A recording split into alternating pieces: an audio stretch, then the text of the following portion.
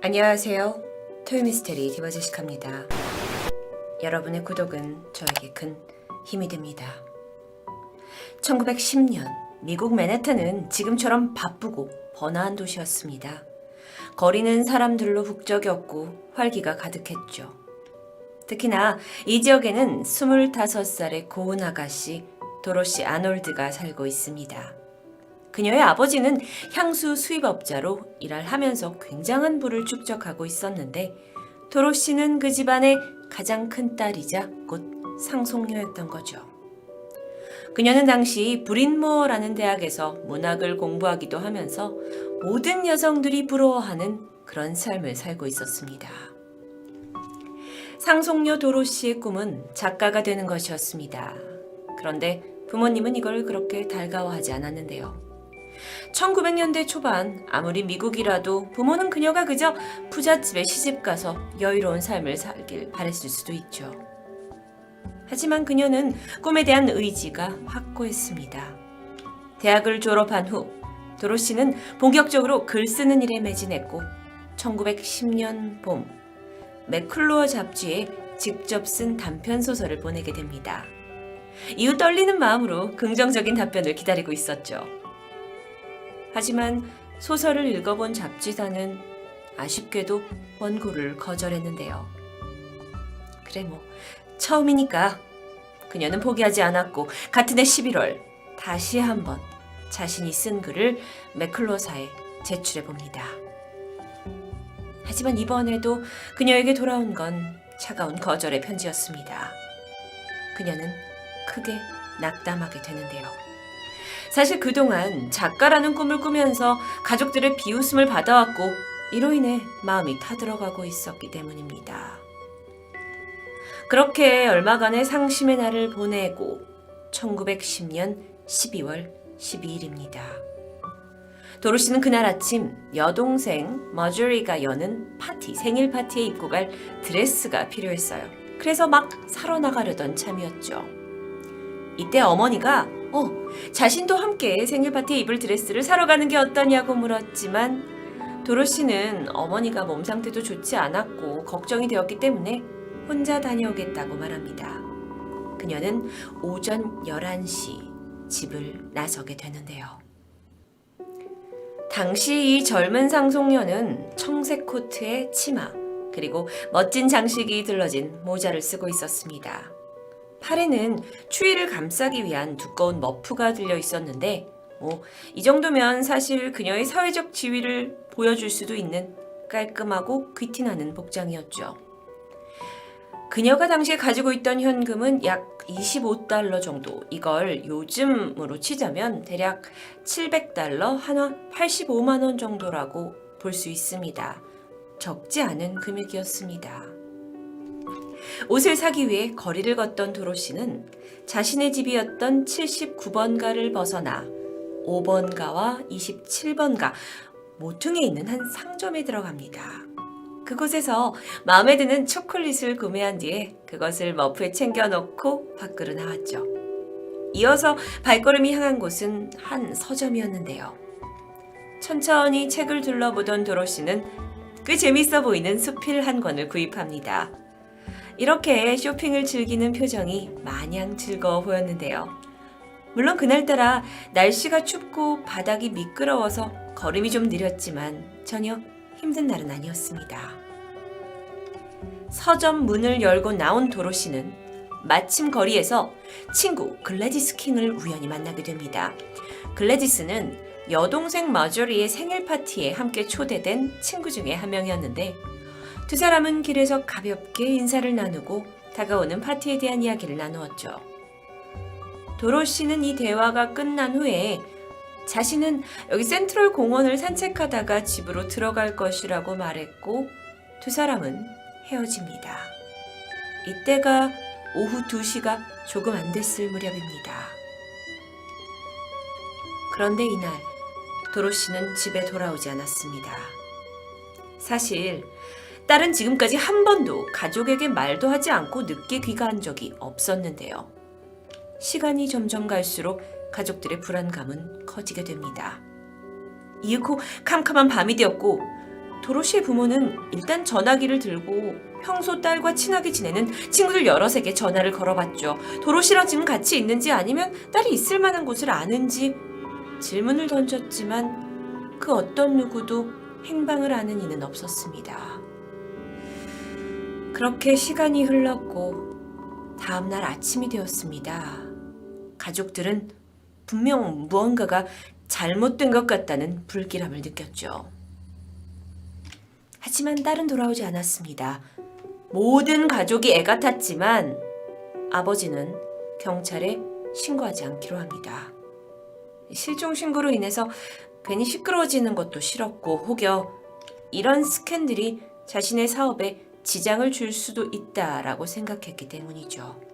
대신 그는 자신이 잘 알고 지내는 친구이자 변호사인 존 키스에게 연락을 취해봅니다.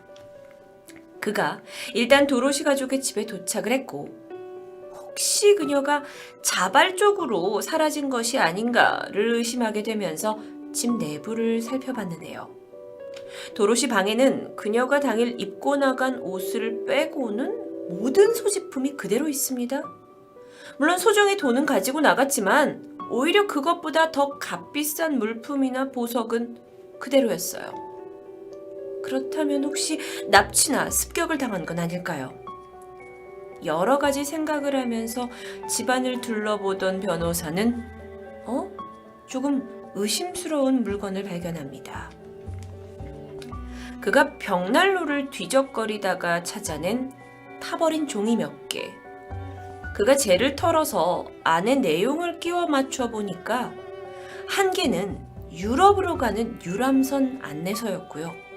또 하나는 매클로 잡지사에서 그녀의 글을 거절했던 편지였습니다. 이때 머리에 번뜩 뭔가 스쳐 지나갑니다.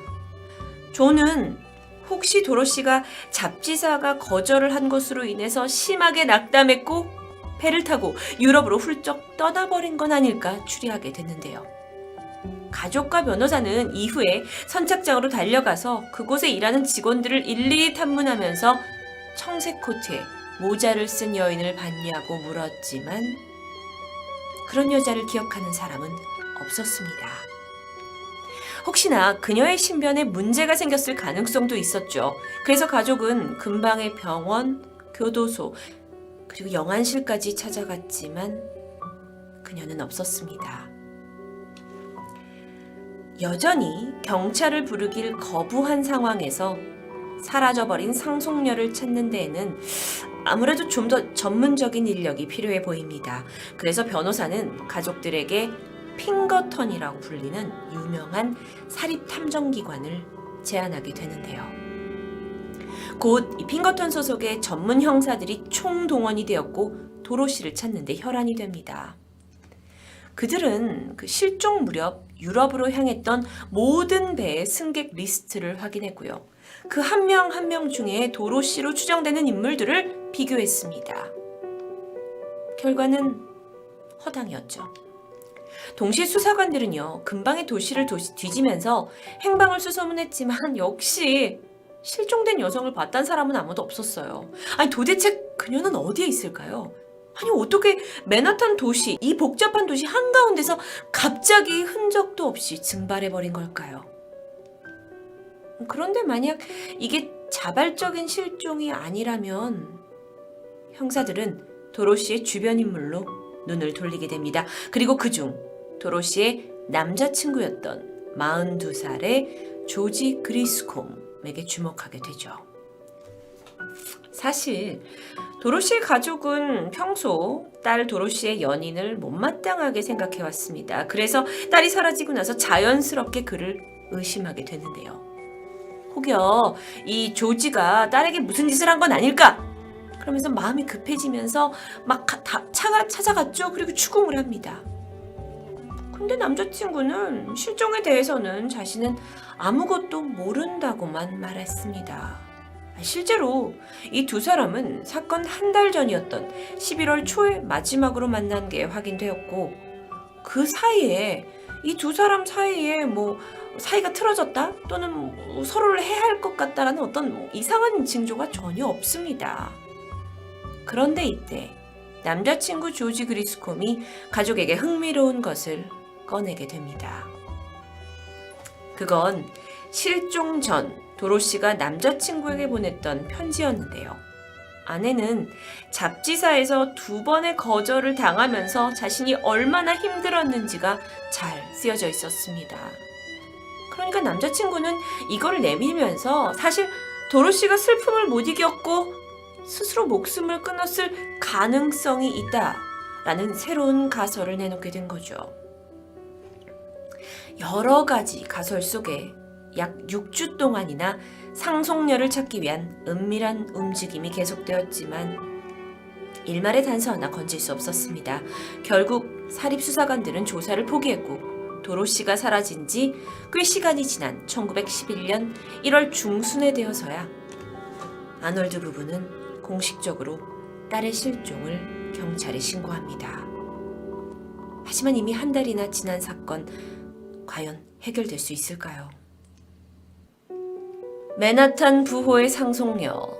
경찰은 신속하게 사건에 착수합니다. 하지만 시간도 지났고 별다른 단서도 이미 못 찾은 상황에서 수사는 결코 순탄할 리 없었죠.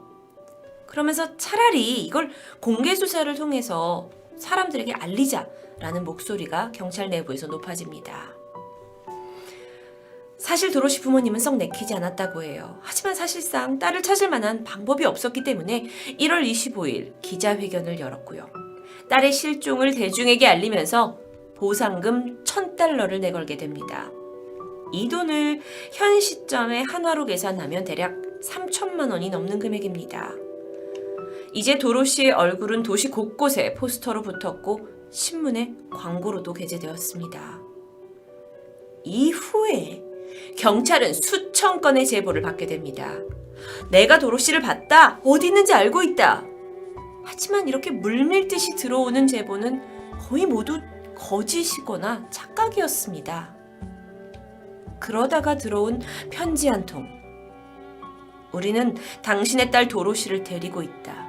수일 안에 현금을 준비해서 지정된 곳에 두어라. 그래야만 당신의 딸이 살아 돌아갈 수 있다. 납치를 암시하는 이 편지에 가족은 발칵 뒤집혔고 경찰에 수세를 의뢰하게 되는데 이 또한 사실 이 집이 부유한 집이다 보니까 돈을 노린 사기극으로 판명됩니다. 몇 달간의 수사, 수많은 제보, 하지만 어떠한 의미 있는 단서도 발견되지 않았습니다. 사건 당일 도로시가 친구와 우연히 만나 대화를 나누고 이후 헤어진 오후 2시, 이때 시점을 마지막으로 그녀를 보았다는 사람은 아무도 없습니다. 그녀는 대낮에 맨하탄 거리 한가운데서 증발해버린 겁니다. 만약 그녀가 스스로 목숨을 끊은 것이라면 분명 그 전에 징후를 보였을 수도 있고 그렇지 않더라도 어디선가 시신이라도 발견되는 게 맞을 텐데요. 그냥 정말 증발하듯이 사라져버린 도로시의 행방은 당시의 사람들에게 많은 의문을 남겼고 얘 실종 이후에도 오랜 시간 동안 여러 가지 가설이 계속 따라다닙니다. 부모는 결국 사랑하는 딸을 찾지 못한 채 숨을 거두게 됩니다. 100년이 지난 이 시점, 이제 도로시를 찾는 것은 불가능해 보입니다. 하지만 당시 가족이 느꼈을 상실감은 시간이 지나도 여전히 이런 스토리를 통해 우리에게 고스란히 전해집니다. 토요미스테리 디바제시카였습니다.